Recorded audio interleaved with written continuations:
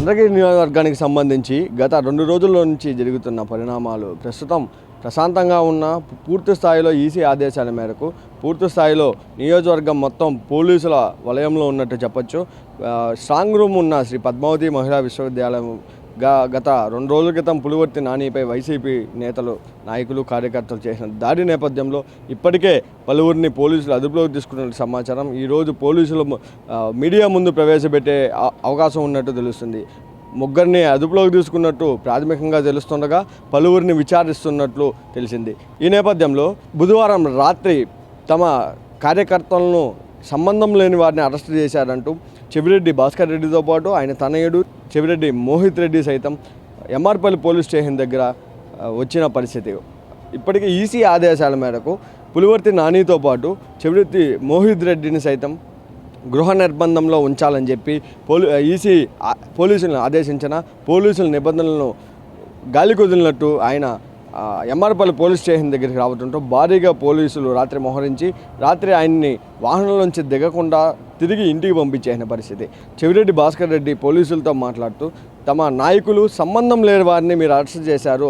ముందస్తుగా చంద్రగిరి నియోజకవర్గం కూచివారిపల్లిలో జరిగిన గొడవల నేపథ్యంలో పులివర్తి కుటుంబానికి సంబంధించిన కొందరు ఉన్నట్టు వైసీపీకి చెందిన సర్పంచ్తో పాటు అతని వాహనాలపై, అతని ఇంటిపై దాడి చేసిన వారిని ముందుగా అరెస్ట్ చేయాలి తప్ప తమ నాయకుల్ని, తమ కార్యకర్తలను ఎందుకు అరెస్ట్ చేశారంటూ పోలీసుల్ని ప్రశ్నించిన పరిస్థితి. అయితే దానిపై పోలీసులు చెవిరెడ్డి భాస్కర్ రెడ్డితో పాటు మోహిత్ రెడ్డికి సర్ది చెప్పి తిరిగి ఇంటికి పంపించేశారు.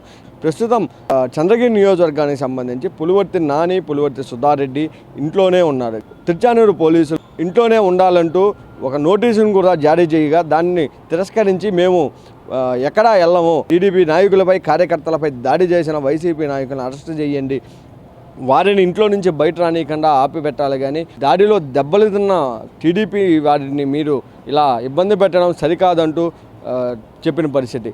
నిన్న సుధారెడ్డి తిరుచానూరు పోలీస్ స్టేషన్ ముందు బైఠాయించి తమ కార్యకర్తలను అదుపులోకి తీసుకున్నారు.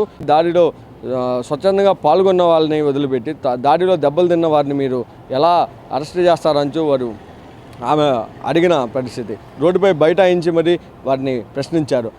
జూన్ 4 తర్వాత ఫలితాలు విడుదలయ్యే నేపథ్యంలో స్ట్రాంగ్ రూమ్ పూర్తి స్థాయి భద్రతా వలయంలో ఉంది. గత 2 రోజుల క్రితం జరిగిన గొడవల నేపథ్యంలో మహిళా యూనివర్సిటీ వైపు వెళ్లే మార్గాన్ని పూర్తిగా పోలీసులు మూసివేశారు. ఎక్కడ ఎలాంటి అవాంఛనీయ ఘటనలు జరగకుండా స్ట్రాంగ్ రూమ్ పరిధిలోకి సుమారు 200 నుంచి 2 వైపులా 200 మీటర్ల పైగా భద్రత కంచెను ఏర్పాటు చేసి ఎవరూ లోపల పోలేకుండా ఆపేసిన పరిస్థితి.